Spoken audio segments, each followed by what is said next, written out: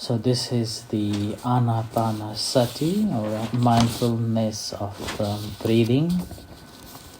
And we've been discussing on these different aspects of it, along with referring to the different discourses from the different Nikayas, just to elaborate and understand on these aspects. At the moment, we have been concentrating on the fourth traita, that is the Dhammanupassana, the contemplation of the Dhamma.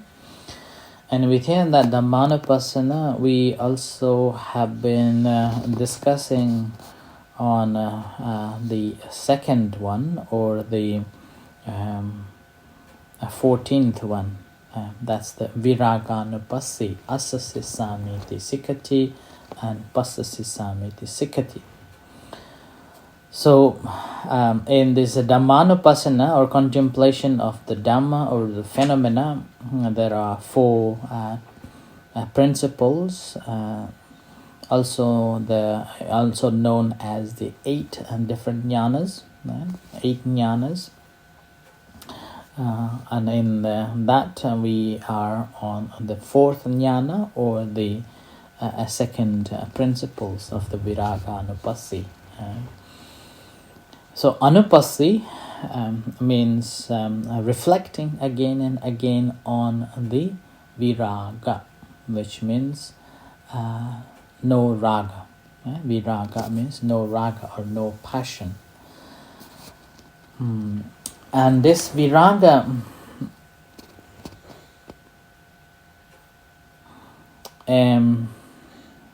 on this particular discourse, this viraga is not referring to the nibbana, because another synonym for the nibbana is viraga. So that's called virago dhammo setto. Virago dhammo setto. So that here means. The meaning is the enlightenment, the nibbana. Okay, so viraga, nibbida, nirodha, nibbana. So these are the synonyms. But here on this particular discourse, viraga does not mean that attainment of a nibbana. So this is a temporary having this reflection on the non-attachment to the things, okay? Particularly non-attachment to the five aggregates, Rupa, Vedana, Sanya, Sankhara, Vijnana.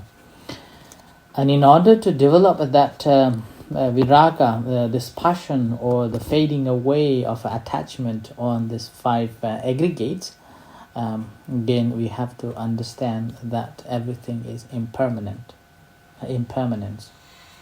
or anicca. So here, once we have understood the nature of anicca, or impermanence, then it's much easier to contemplate on the five aggregates, seeing that this body, or form, the feeling, perception, the mental formation, and the consciousness, I should not attach to it. These are also changing all the time, and I should not hold on to it as me and mine. So that's why here we have to remember that as long as we haven't understood the nature of anicca, or the impermanence, this contemplation of a viraga is very, very difficult. It comes if we have understood the impermanence automatically.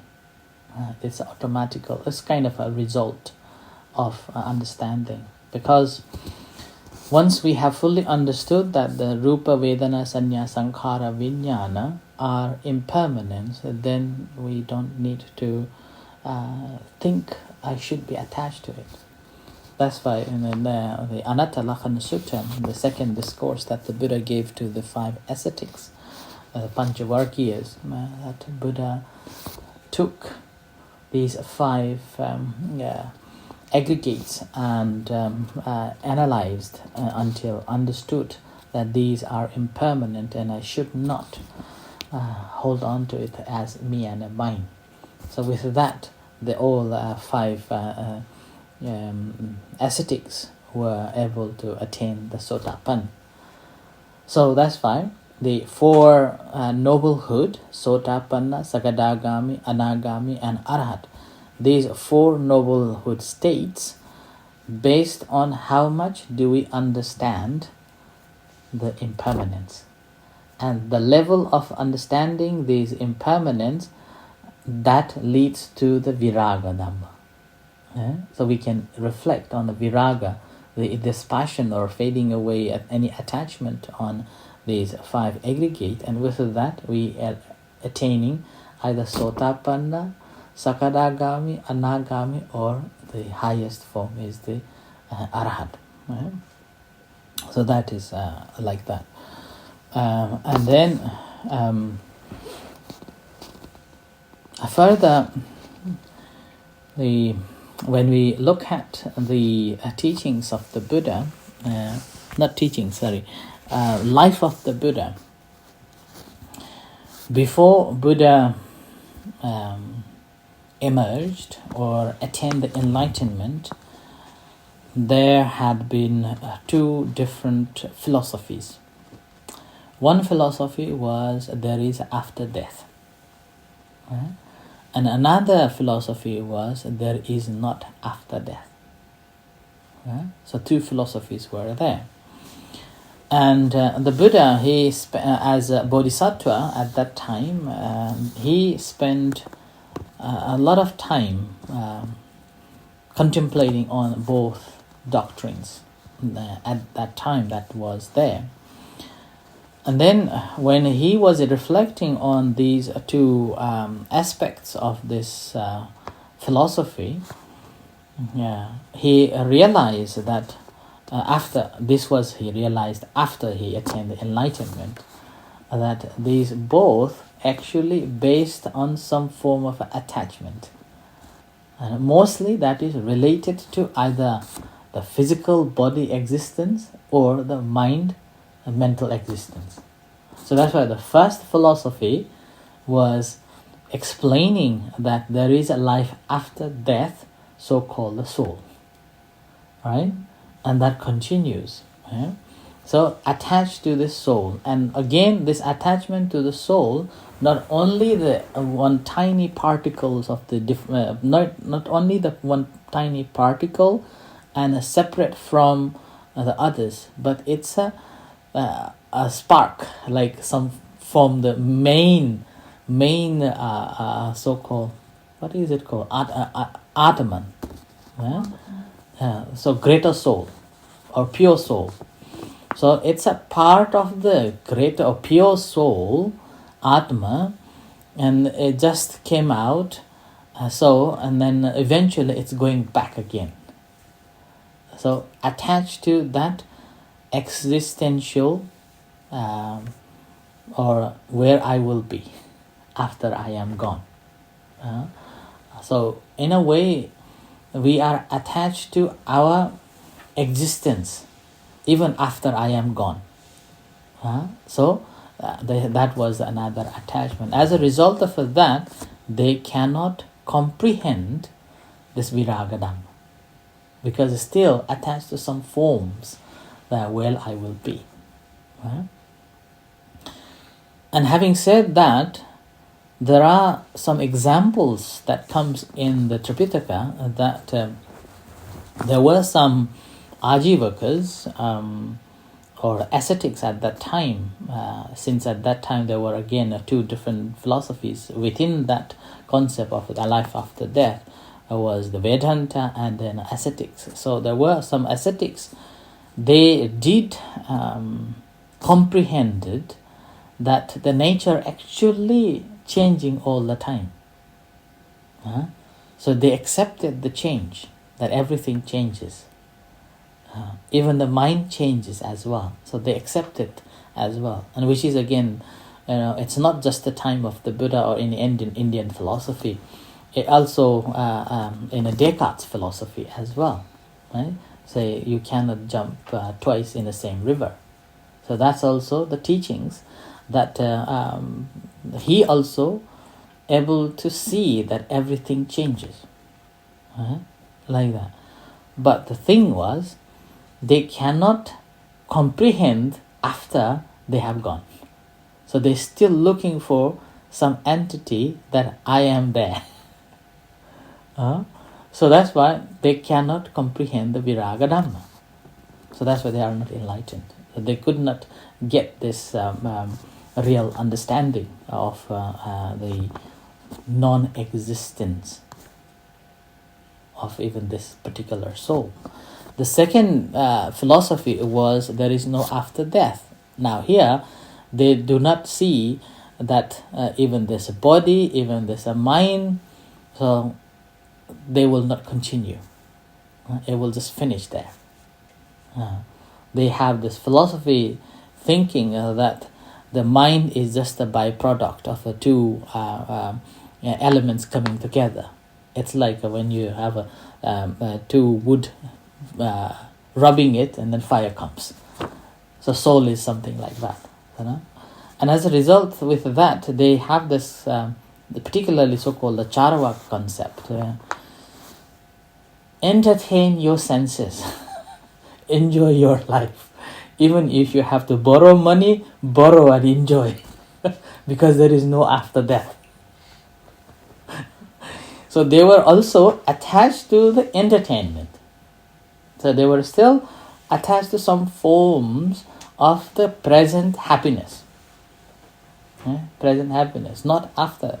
So then when the Buddha spent time investigating and studied on that, starting from when he was with the Alargadama and Uddakadama Buddha, two teachers, he went on to the different jhanas, then he realized it is not complete. I'm still attached to some forms. Even when he attained the Arupa jhanas, right? He said, there is still some forms. Although we say Arupa jhanas, right? But there is a form that's called ayatanas. The forms still exist, form. So mind is still attached to some forms. And being attached to those forms, thinking that I am happy, I am liberated on that. So he realized that one. And then he said, this is not the end. Whereas the first philosophy, he already understood that that's not the way to be free. And he even said that a person who has this philosophy that cause more troubles in the society and not leading to the harmonious society. So when I was reflecting on this, that's why when I love this Dhammacakkappavattana Sutra, it's just the summary of entire Buddha's teaching. So that's why he mentioned these two are the extremes and not for the path that leading to the liberation. So after he went through these two, and understood that there are still some form of attachment on certain views still exists at that time. But when he contemplated on that, so he realized the first thing he realized, as you know, the Pubbhe Nivasanusati Jnana, right? What made him to continue. So he had different attachment into different forms, in different existence. So he was acting on that, and as a result, he was reborning this. When he gave up doing that, then he did something else. So he was, continued doing it, and then as a result, he was reborn in that another way, out of as a result of what he had done, like that. So countless of the births. In the previous births, he realized, and then after that understanding of this, that every action that he was doing is because of some form of attachment on certain things that he had. So then he able to realize those causes, right? Those causes. And when he understood these causes, which again he understood that actually those causes I was the one who is making. I was the one who is creating. So that's why, self-created illnesses. I was the one who was creating. So when he realized that, so then he fully understood that, this is, I should not have it. This is, I should not attach to it. A viraga dhamma arose here. Because that was the one that causing a trouble. That was the one making me to continue in the samsara. It's like when we are traveling. When we are traveling, let's say we're driving down to the Edinburgh, right? Halfway through, we got the need a toilet, and there is no toilet. Right? So desperately needing this toilet, right? So we look for the toilet, just to release it. So similar way, he understood that the main cause of a trouble is this. So he tried to find the way out. And eventually, and on the day of his enlightenment, he realized that is the one. So fully understood and want to get rid of. So that's the viraga dhamma. Right? So with that, so he was enlightened. So with that enlightenment, that's why when we look at the Buddhist philosophy, when we're reflecting on this passion, although we have to have a passion to gain that, this passion is basically not having any attachment to anything. Normally we have an attachment on certain forms, and certain views and certain rituals and so on. And that also leading to the attachment to the five aggregates. So when we reflect on this Viraganupassi, basically that's why during our practice I was referring it that knowing this form is Rupa Vedana Sanya Sankharas are actually changing. And once we have understood that changing nature, then when fully understood, then it just comes out from our inner wisdom, want to get rid of. I think, if I remember correctly, Lumpur Buddhadasa, he gave a simile on that, is that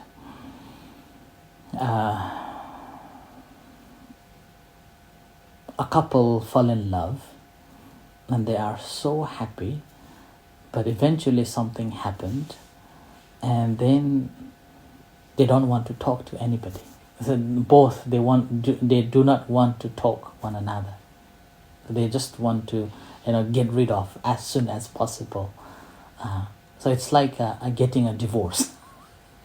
So you want to get rid of as soon as possible so that you can free. So that viraga dhamma is like that. You have seen the main cause, the root cause of it, and you just want to get rid of it as soon as possible. And so that's the simile that he gave, and which again quite easy to reflect on.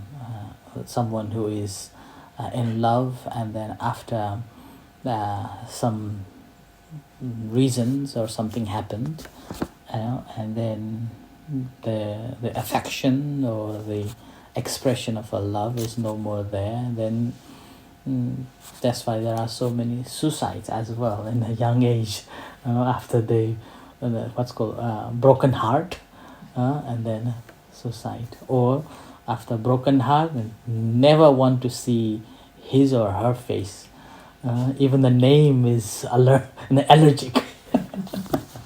That comes. So that is the viraga dhamma. Right?